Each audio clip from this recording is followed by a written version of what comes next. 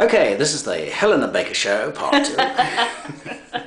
And let me just go back to my idea about cytotoxics. One patient we had here had a CA bladder, and he kept going off to the hospital, and they kept saying, "Oh gosh, are you here today? We haven't got the stuff we need, so go home again." And it was just, you know, such a mix-up. And I thought at the time, this is easy. All they do is they stick a catheter in and they pour this stuff in, and he rolls around on a couch for 3/4 of an hour, and then he goes home again. We could do that. So, I mean, is there not a possibility for simple outpatient type stuff in a GP surgery, maybe, so you don't have to go to the house? And I absolutely think there is. I think for intravesical chemotherapy, which is chemotherapy into the bladder, then there absolutely is a case for that. You're not administering intravenous cytotoxics, which have massive implications if things go wrong.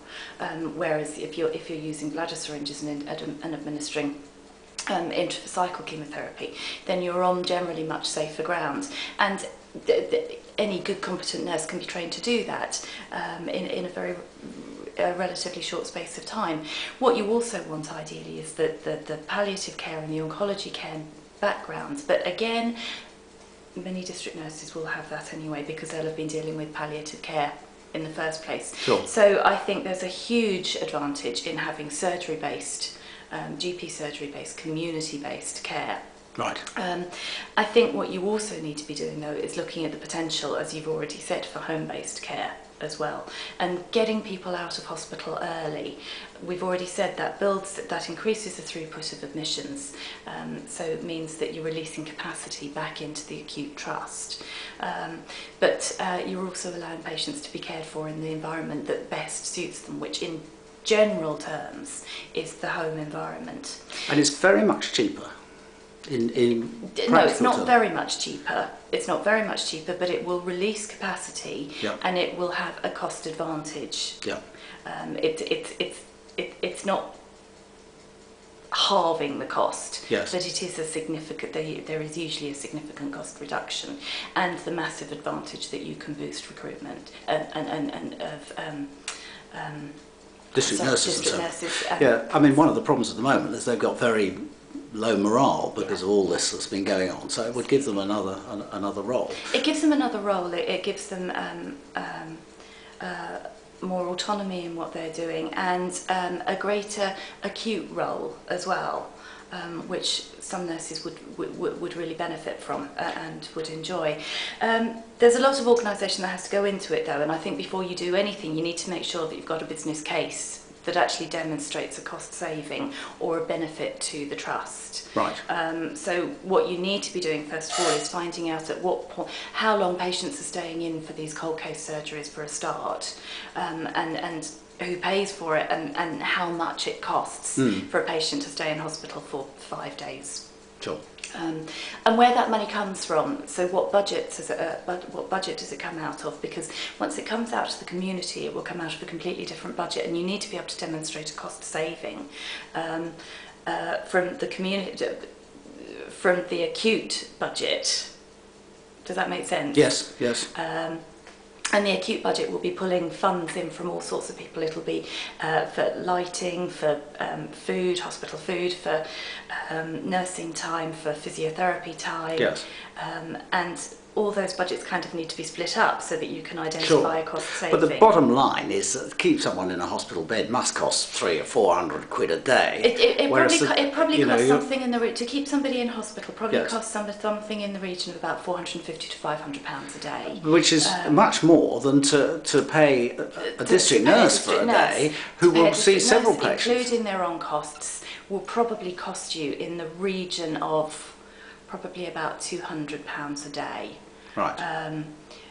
On band 6, a district nurse is probably costing you about £200 a day, right, based on 260 days work a year, including their own costs. So you can see many patients. The easy argument, though, is to say well, nurses are there in the hospital all the time anyway, but you can get more patients through, but you're Sure. releasing capacity, and we have such a massive pressure on our waiting lists, Sure. that it seems like a bit of a no-brainer, really. Yes, so everyone benefits. Everybody But you're not offering the district nurses some wonderful solution that's going to necessarily make them 100% happy 100% of the time. There's a bit of sort of give and take on both sides. There's change. It's change, and some people adapt to change very quickly and Yeah. easily, and other people don't, and that's always going to be a challenge. Right. They will have to work as a team very, very clearly. Basically, I mean, if you go with something like a total hip replacement or a total knee replacement, the patient would be visited by the home care, by the outreach team before admission to assess the house to make sure that there's any needs and supports are made available to Yeah. them. They then go in and have their surgery, and they're visited on day 2 to ensure that they're suitable for discharge, and they're discharged on day 3. They're seen by the home care team, that includes nursing, physiotherapy, and are seen again on day 4 and on day 5, and on day 6 they're discharged from the home care team. So they're coming out at day 3, whereas they wouldn't normally come out until day 5 or day 6, depending on their surgery. So you're cutting their admission time in half, but it does mean that the home care team, the outreach team, has to work absolutely as a team, and sometimes that can be a challenge. Sure. Well, that's one of the problems, that they're breaking up teams that work well together. Absolutely, but you know, this is a fantastic option for them, I think, and a fantastic option for the trust and the PCT to take on, because you really would be paving the way for community care.